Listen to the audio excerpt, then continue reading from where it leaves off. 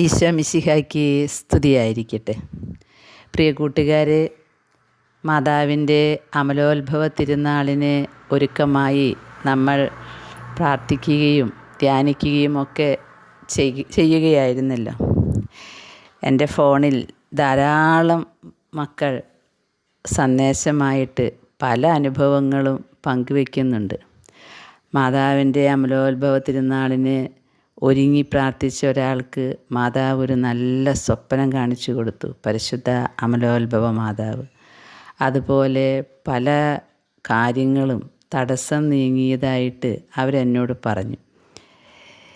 എന്തായാലും പരിശുദ്ധ അമലോത്ഭവ മാതാവിൻ്റെ വിമല ഹൃദയത്തിലേക്ക് നമ്മളിപ്പോൾ കടന്നു കഴിഞ്ഞു. ക്രിസ്തുമസിന് ഒരുക്കമായിട്ടുള്ള ആദ്യത്തെ ചവിട്ടുപടിയാണ് പരിശുദ്ധ അമ്മയുടെ വിമല ഹൃദയത്തിലേക്ക് കടക്കുക എന്നത്, അമലോത്ഭവ ഹൃദയത്തിലേക്ക്. കാരണം ഈശോയുടെ ഹൃദയത്തിൻ്റെ ആദ്യത്തെ അറ അമ്മയാണല്ലോ. അപ്പോൾ അമ്മയുടെ ഹൃദയത്തിൽ നമ്മൾ കടന്നാൽ അമ്മ ഈശോയുടെ ഹൃദയത്തിലായിരിക്കുമ്പോൾ നമ്മളും ഓട്ടോമാറ്റിക്കായി ഈശോയുടെ ഹൃദയത്തിലായിപ്പെടും. എന്തായാലും ഇനിയുള്ള ദിവസങ്ങൾ നമ്മുടെ ഉണ്ണീശോയെ നമ്മുടെ ഹൃദയത്തിലേക്ക് കിടത്താനുള്ള മാർഗമാണ് നമ്മൾ ഓരോരുത്തരും ചിന്തിക്കേണ്ടത്. അതിനായിട്ട് നമ്മൾ കണ്ടുവല്ലോ, ഈശോയ്ക്ക് സോക്സും കമ്പിളിയും ഒന്നും അല്ല ഇപ്പോൾ വേണ്ടത്. ഈശോയ്ക്ക് പാപമില്ലാത്ത ഒരു ഹൃദയം വേണം. എല്ലാം സഹിക്കുന്ന ഈശോയുടെ ഹിതം, ദൈവഹിതം എൻ്റെ ജീവിതത്തിൽ നിറവേറട്ടെ എന്ന് പറയുന്ന ഒരു ഹൃദയം. ഈശോയിൽ നിന്ന് എന്ത് സഹനങ്ങളോ സന്തോഷങ്ങളോ എന്ത് കടന്നു വന്നാലും ഇത് എൻ്റെ ഈശോയാണ് തരുന്നത് എന്ന ബോധ്യത്തോടെ പരിശുദ്ധ അമ്മ മാതാവ് പറഞ്ഞതുപോലെ, ഇതാ കർത്താവിൻ്റെ ദാസി, നിൻ്റെ ഹിതം എന്നിൽ ഭവിക്കട്ടെ എന്ന് സ്നേഹത്തോടെ ചങ്കൂറ്റത്തോടെ വിശ്വാസത്തോടെ പറയുന്ന ഒരു ഹൃദയം തേടി ഈ ദിവസങ്ങളിൽ ഈശോ ഓടി നടക്കുകയാണ്. ലോകത്തിൻ്റെ സമാധാനം നശിച്ചുകൊണ്ടിരിക്കുകയാണെന്നും ലോകത്തിന് വേണ്ടി പ്രാർത്ഥിക്കുമോ എന്നും ഈശോ നിരന്തരം ചോദിച്ചുകൊണ്ടിരിക്കുകയാണ്. നമ്മൾ ക്രിസ്തുമസിന് വേണ്ടി ഒരുങ്ങുകയാണല്ലോ. ക്രിസ്തുമസ് പാപ്പായെക്കുറിച്ച് നമ്മൾ കേട്ടു. പരിശുദ്ധ അമ്മയുടെ അമലോത്ഭവ ഹൃദയത്തിലേക്ക് നമ്മൾ കടന്നിരുന്നു. ഇനി നമ്മുടെ ലക്ഷ്യം ഉണ്ണീശോയെ എങ്ങനെയെങ്കിലും നമ്മുടെ ഹൃദയത്തിലൊന്ന് കിടത്തണം. അതിനായി ഒരു പുൽക്കൂട് നമ്മുടെ ഹൃദയത്തിൽ ഒരുക്കണം. പുൽക്കൂട് എന്ന് പറഞ്ഞാൽ നമ്മൾ അലങ്കരിച്ച് വയ്ക്കുന്ന പുൽക്കൂട് കാണുമ്പോൾ മത്സരത്തിൽ 1-ാം സ്ഥാനം കിട്ടും, നല്ല സന്തോഷം കാണും. അങ്ങനെയൊക്കെയാണ് നമ്മൾ അലങ്കരിച്ച് വയ്ക്കുന്ന പുൽക്കൂട്. പക്ഷേ യഥാർത്ഥ പുൽക്കൂട് ഹൃദയത്തിലേക്ക് കൊണ്ടുവരിക എന്ന് പറഞ്ഞാലുണ്ടല്ലോ, അത് എളുപ്പം സാധിക്കില്ല. കാരണം പുൽക്കൂട് എന്ന് പറഞ്ഞാൽ ഉണ്ണീശോ പിറന്ന സ്ഥലമാണല്ലോ നമ്മൾ ഉദ്ദേശിക്കുന്നത്. അതൊരു പുൽക്കൂടൊന്നുമല്ലായിരുന്നു, ഒരു ഗുഹയായിരുന്നു. മൃഗങ്ങൾക്ക് ഇടത്താവളമായിട്ടൊന്ന് റെസ്റ്റ് ചെയ്യാൻ അന്ന് കാലത്ത് ജെറൂസലേമിലേക്ക് വരുന്ന മൃഗങ്ങളെല്ലാം ഒത്തുകൂടി റെസ്റ്റ് ചെയ്തിരുന്ന ഒരു സ്ഥലമാണ് ഈ ബെത്ലഹേം. അതൊരു ഗുഹയാണ്, ഒരു തൊഴുത്താണ്. ആ പുൽക്കൂടിനെയാണ് നമ്മൾ ഹൃദയത്തിലേക്ക് കൊണ്ടുവരുന്നത് എന്ന് ചിന്തിച്ചിട്ട് വേണം പുൽക്കൂട് നമ്മുടെ ഹൃദയത്തിലേക്ക് കൊണ്ടുവരാൻ നമ്മൾ ശ്രമിക്കാൻ തുടങ്ങാൻ. കാരണം ഈ ഗുഹ നമ്മുടെ ഹൃദയത്തിലേക്ക് കൊണ്ടുവരിക എന്ന് പറഞ്ഞാൽ അവിടെ നല്ല രൂക്ഷമായ ചാണകത്തിൻ്റെയും മൃഗങ്ങളുടെ കാഷ്ടങ്ങളുടെയും ഒക്കെ മണമാണ്. ജീവിതത്തിൽ മറ്റുള്ളവരിൽ നിന്നുള്ള വേദനകൾ സഹിക്കാൻ കഴിയാത്ത വിമ്മിഷ്ടം അനുഭവിക്കുമ്പോൾ ഓർത്താൽ മതി, ഇതുപോലെ വിമ്മിഷ്ടം അനുഭവിക്കുന്ന ഒരു ഗുഹയിലാണ് ഈശോ പിറന്നു വീണത്. അതുപോലെ തന്നെ മരം കോച്ചുന്ന തണുപ്പാണ്, പുതയ്ക്കാനൊരു തുണി പോലുമില്ല. ഞാൻ വായിച്ചിട്ടുണ്ട്, അവിടെ ഇരുന്ന കാളയുടെ ശ്വാസമാണത്രേ ഉണ്ണീശോയ്ക്ക് ചൂട് പകർന്നത്. അപ്പോൾ ചുരുക്കത്തിൽ നമ്മൾ മൃഗങ്ങളുടെ ഇടയിൽ വസിക്കണമെന്ന്. അതായത് മൃഗസ്വഭാവമുള്ള ജീവിത പങ്കാളിയുടെയോ അമ്മായിയമ്മയുടെയോ മരുമകളുടെയോ മക്കളുടെയോ അമ്മായിയപ്പൻ്റെയോ ഭാര്യയുടെയോ ഒക്കെ കൂടെ നമ്മൾ ജീവിക്കണമെന്ന്. മൃഗസ്വഭാവമുള്ള മനുഷ്യരുടെ ഇടയിൽ പിറന്നു വീണ ഉണ്ണീശോയെ നമ്മുടെ ഹൃദയത്തിലേക്ക് കൊണ്ടുവരണമെങ്കിൽ ഈ കാര്യങ്ങൾ ഓർത്തിരിക്കുന്നത് നല്ലതാണ്. ഞാനിപ്പോഴും എൻ്റെ ട്രീറ്റ്മെൻറ്റിലൂടെ സഹനത്തിലൂടെ കടന്നു പോകുമ്പോൾ ഈശോ വന്ന് പറയുന്ന ഓരോ ചിന്തകൾ ഞാൻ എൻ്റെ ജീവിതത്തിലേക്ക് പ്രാവർത്തികമാക്കാൻ പറ്റുമോ എന്നൊന്ന് ട്രൈ ചെയ്യുന്നുണ്ട്. ആദ്യം ഞാൻ ശ്രമിക്കുന്നത് ഈ ഗുഹ നമ്മുടെ ഹൃദയത്തിലേക്ക് കൊണ്ടുവരാനാണ്. ഈ ഗുഹ നമ്മുടെ ഹൃദയത്തിലേക്ക് കൊണ്ടുവരിക എന്ന് വെച്ചാൽ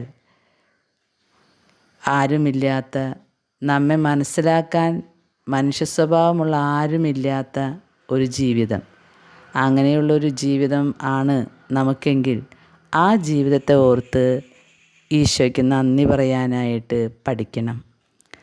കർത്താവാണ് ഈ ഗുഹയിൽ, ഈ മൃഗങ്ങളുടെ ഇടയിൽ എന്നെ കൊണ്ടുവന്നിട്ടത്. അതുകൊണ്ട് ഞാനിതിനെ നേരിടും. എൻ്റെ ഈശോ എൻ്റെ കരങ്ങൾ പിടിച്ചിട്ടുണ്ടെങ്കിൽ ഞാനിതിനെ നേരിടാനായിട്ട് ശക്തി പ്രാപിക്കും. അതിന് എന്തു വേണം? ഈശോയെ കൂടെ കൊണ്ട് നടക്കണം. നമ്മൾ ഒരു കഥ വായിച്ചിട്ടുണ്ട്, സംഭവ കഥ. ആവിലായിലെ അമ്മ ത്രേസ്യായുടെ സന്യാസ ഭവനത്തിൽ കോവണിപ്പടിയിൽ തനിച്ചിരിക്കുന്ന ഉണ്ണീശോയുടെ തിരുസ്വരൂപം കാണാം. അതിൻ്റെ ഐതിഹ്യം, പിന്നിലെ ചരിത്രം, ഈ ആവിലായിലെ അമ്മ ത്രേസ്യ ഭയങ്കര വിശുദ്ധയാണല്ലോ. ഈശോ എപ്പോഴും സംസാരിക്കും വിശുദ്ധരോട്. അപ്പോൾ ആവിലായിലെ അമ്മ ത്രേസ്യയോട് ഉണ്ണീശോ എപ്പോഴും സംസാരിക്കും. അപ്പോൾ ഉണ്ണീശോ ത്രേസ്യയുമായിട്ട് സംഭാഷണം നടത്തുന്ന സമയത്ത് മഠത്തിൽ ഊണിനുള്ള മണിയടിച്ചാൽ ഉണ്ണീശോയോട് ത്രേസ്യ പറയുമത്രേ, സന്യാസ നിയമം പാലിക്കണ്ടേ, ഭക്ഷണം കഴിച്ചിട്ട് വരാം, നീ ഇവിടെ കോണിപ്പടിയുമേൽ ഇരിക്കി, ഞാൻ വരുന്നത് വരെ കാത്തിരിക്കി എന്ന്. അങ്ങനെ ത്രേസ്യ വരുന്നത് വരെ താടിക്ക് കയ്യും കൊടുത്ത് കോവണിപ്പടിയിൽ കാത്തിരിക്കുന്ന ഉണ്ണീശോയെ നമുക്ക് കാണാം. അമ്മ ത്രേസ്യ സന്യാസ നിയമത്തിന് വളരെ പ്രാധാന്യം കൊടുത്തിരുന്നു. ഈ ഒരു സംഭവം വിശുദ്ധ കൊച്ചു ത്രേസ്യയുടെ ജീവിതത്തിലാണ് ഉണ്ടായതെങ്കിൽ കൊച്ചു ത്രേസ്യ പറയും, ഉണ്ണീശോയെ, നിന്നോടുള്ള സ്നേഹത്തെ പ്രതി ഞാൻ ഇന്ന് ഭക്ഷണം ഉപേക്ഷിക്കുന്നു. അത് ഒരു പരിത്യാഗമായി ഞാൻ കാഴ്ചവെക്കുന്നു. നമുക്കൊരുമിച്ച് സംഭാഷണം തുടരാം എന്ന് പറയും. കാരണം വിശുദ്ധ കൊച്ചു ത്രേസ്യ ഏതൊരു ചെറിയ കാര്യങ്ങളും ഉപേക്ഷിച്ച് അല്ലെങ്കിൽ സഹനമേറ്റെടുത്ത് അത് പരിത്യാഗമായി കാഴ്ചവെക്കുന്ന ഒരു വിശുദ്ധയാണല്ലോ. അപ്പോൾ കൊച്ചു ത്രേസ്യ ഇങ്ങനെ പറയും. ലൂർദിലെ വിശുദ്ധ ബെർണർദീത്ത ഉല്ലാസവേളയിൽ സന്തോഷിച്ച് സംസാരിച്ചു കൊണ്ടിരിക്കുമ്പോൾ, നമുക്കറിയാലോ പരിശുദ്ധ അമലോത്ഭവ മാതാവാണ് ഞാനെന്ന സത്യം നേരിട്ട് വന്ന് പറഞ്ഞ വിശുദ്ധ, നേരിട്ട് വന്ന് പറഞ്ഞത് ഈ കുട്ടിയോടാണ്, ബെർണർദീത്തയോട്. പിന്നീട് സിസ്റ്ററായി മഠത്തിലായിരിക്കുമ്പോൾ ഈ ഉല്ലാസവേളയിൽ മഠാധിപ ചോദിച്ചു, മോളെ, നിനക്കാണ് ഈ ഉണ്ണീശോ പ്രത്യക്ഷപ്പെട്ടതെങ്കിൽ നീ എന്തു ചെയ്യും? നിയമം അനുസരിക്കാൻ ഉണ്ണീശോയെ നീയെ ഒറ്റയ്ക്കിരുത്തി പോകുമോ? അതോ ഭക്ഷണം ഉപേക്ഷിച്ച് ഉണ്ണീശോയുമായി സംഭാഷണം തുടരുമോ? ബെർണർദീത്ത പറഞ്ഞു, ഞാനിത് രണ്ടും ചെയ്യില്ല എന്ന്. മഠാധിപ വിചാരിച്ചു, അഹങ്കാരമാണ്, മാതാവ് പ്രത്യക്ഷപ്പെട്ടതിൻ്റെ അഹങ്കാരം. ബെർണർദീത്ത തുടർന്നു, നിയമമനുസരിക്കാൻ ഞാൻ എൻ്റെ ഉണ്ണീശോയെ ഒറ്റയ്ക്കിരുത്തില്ല. ഉണ്ണീശോയുടെ പേരിൽ നിയമം ലംഘിക്കുകയുമില്ല. അപ്പോൾ അവർ ചോദിച്ചു, പിന്നെ നീ എന്തു ചെയ്യും? ഞാൻ എൻ്റെ ഉണ്ണീശോയെ എടുത്തു കൊണ്ടുപോയി രണ്ടുപേരും കൂടി സുന്ദരമായി ഭക്ഷണം കഴിക്കും. പ്രിയ കൂട്ടുകാരെ, നമുക്കും ചിന്തിക്കാം. ഉണ്ണീശോയെ എടുത്തു കൊണ്ടുപോയി നടക്കേണ്ട ദിവസങ്ങളാണിത്. നമ്മുടെ വേദനകളിൽ, ഗുഹയുടെ അന്തരീക്ഷമുള്ള നമ്മുടെ ജീവിത സാഹചര്യങ്ങളിൽ, മൃഗസ്വഭാവമുള്ളവരുടെ ഇടയിൽ ജീവിക്കുമ്പോൾ, മരം കോച്ചുന്ന തണുപ്പ് വരുമ്പോൾ, ജീവിത പ്രതിസന്ധികൾ, മാറാരോഗങ്ങൾ നമ്മളിലേക്ക് കടന്നു വരുമ്പോൾ, പാല് കൊടുക്കാൻ ഒരു കുപ്പി പോലും ഇല്ലാതെ വിഷമിക്കുമ്പോൾ, കുട്ടിക്ക് പുതയ്ക്കാൻ ഒരു കമ്പിളിയില്ലാതെ അമ്മയുടെ മാതൃത്വം വിങ്ങി വിതുമ്പുമ്പോൾ, ഇതുപോലെയുള്ള സാഹചര്യങ്ങളിൽ നമ്മളായിരിക്കുമ്പോൾ എങ്ങനെ നമുക്ക് ഇതിനെ അതിജീവിക്കാൻ കഴിയും? ഒരൊറ്റ മറുപടിയേ ഉള്ളൂ: ഉണ്ണീശോയെ എടുത്തുകൊണ്ട് നടക്കുക. നമ്മുടെ ജീവിതത്തിലല്ല, നമ്മുടെ കൂടെ നമ്മളെവിടെ പോകുന്നുവോ, നമ്മളെവിടെ ആയിരിക്കുന്നുവോ, ഉണ്ണീശോയെ എടുത്തുകൊണ്ട് പോവുക. ഉണ്ണീശോയെ എടുക്കണമെങ്കിൽ ഞാൻ പരിപൂർണനായിരിക്കുന്നത് പോലെ നിങ്ങളും പരിപൂർണനായിരിക്കാനല്ലേ പറഞ്ഞിരിക്കുന്നത്. അപ്പോൾ നമ്മളിൽ പാപത്തിൻ്റെ ഒരു കറ പോലും ഉണ്ടാകാൻ പാടില്ലല്ലോ. അതുകൊണ്ട് നമുക്ക് ഇന്നു മുതൽ ചിന്തിക്കാം, ഉണ്ണീശോയെ എടുക്കണം. ഉണ്ണീശോയെ എടുക്കുമ്പോൾ ഉണ്ണീശോയ്ക്ക് അസ്വസ്ഥതയുണ്ടാക്കുന്ന ഏത് സ്വഭാവമാണ് എന്നിലുള്ളത്, അതിനെവിടെയും പോകുന്നും വേണ്ട, ഭജനയൊന്നും പോയിരിക്കേണ്ട, ജീവിതത്തിൽ ഇരുന്ന് 5 മിനിറ്റ് ചിന്തിച്ചാൽ മതി, എൻ്റെ പ്രശ്നം ഇതാണ് അല്ലേ എന്ന്.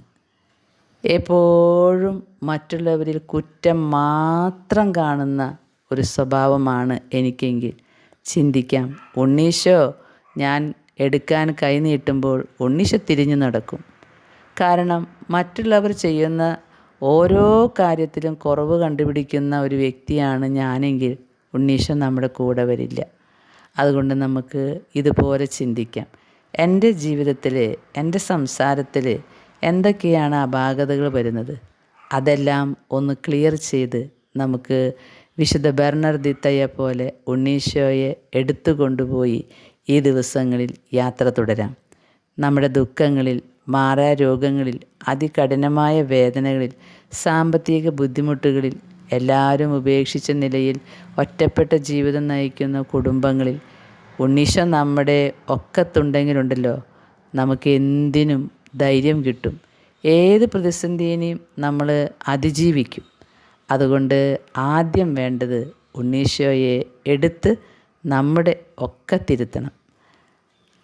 അതല്ലാതെ നമുക്ക് പുൽക്കൂട്ടിൽ കിടക്കുന്ന ഉണ്ണീശോയ്ക്ക് കമ്പിളിയൊന്നും ഉണ്ടാക്കണ്ട. നമുക്ക് പുൽക്കൂട്ടിൽ കിടക്കുന്ന ഉണ്ണീശോയെ എടുത്ത് നമ്മുടെ കൂടെ കൊണ്ടു നടക്കാൻ ശ്രമിക്കാം. ഈ ദിവസങ്ങളിൽ അതായിരിക്കട്ടെ നമ്മുടെ ഏക ലക്ഷ്യം. ഈശോയെ നമ്മുടെ കൂടെ കൂട്ടാൻ എന്നിൽ നിന്നും എന്തൊക്കെ എടുത്തു മാറ്റണം, എവിടെയൊക്കെയാണ് എനിക്ക് വീഴ്ചകൾ വന്നുപോയത്, അതിന് വിശുദ്ധ കുമ്പസാരത്തിൽ ഇതെല്ലാം ഏറ്റുപറഞ്ഞ് പാപപരിഹാരത്തിന് വേണ്ട കാര്യങ്ങളെല്ലാം ചെയ്ത് ഉണ്ണീശോയെ മാപ്പാക്കണേ, തെറ്റിപ്പോയി, ഇനിയും ഈ പാപം ചെയ്യാതിരിക്കാൻ നീ എൻ്റെ ഒക്കത്ത് കയറിയിരിക്കണമേ എന്ന് നമുക്ക് പ്രാർത്ഥിക്കാം. ഇന്നു മുതൽ ഉണ്ണീശോയെ ഒക്കത്തിരുത്താൻ എന്താണ് ഞാൻ ചെയ്യേണ്ടത്, അതായിരിക്കട്ടെ നമ്മുടെ ചിന്ത. ഉണ്ണീശോയെ ഒറ്റയ്ക്കിരുത്തി പോകണ്ട. ഉണ്ണീശോയ്ക്ക് വേണ്ടി ലോകത്തിൻ്റെ നിയമം ലംഘിക്കുകയും വേണ്ട. കൂടെ കൂട്ടാം, കൂടെ കൊണ്ടു നടക്കാം. അതിന് ഉണ്ണീശോ തന്നെ നമ്മെ അനുഗ്രഹിക്കട്ടെ. ആമേൻ.